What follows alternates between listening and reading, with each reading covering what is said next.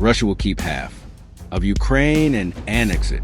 Russian authorities have completed the issuance of passports to Ukrainian nationals in occupied regions, a move widely condemned as an attempt to erase Ukrainian identity and cement Russian control. President Vladimir Putin announced that the distribution of Russian passports in Donetsk, Luhansk, Kherson, and Zaporizhzhia have been virtually completed, despite ongoing Ukrainian resistance in these territories.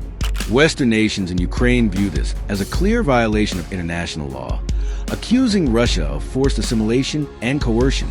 Since 2022, Moscow has pressured Ukrainians in these regions to accept Russian citizenship, often under threats of restricted movement, denial of public services, and classification as foreigners in their own land.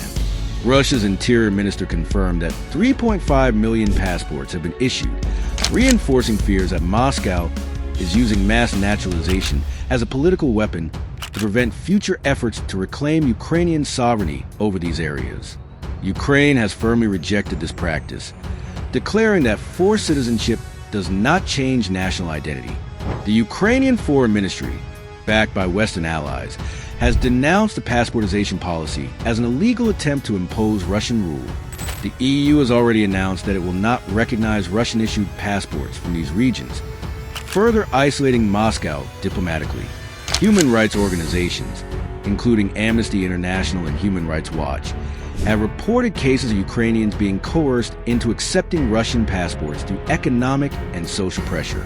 Despite Russia framing this as a humanitarian effort to provide stability and benefits, reports indicate that many residents are accepting passports under duress, fearing severe repercussions if they refuse.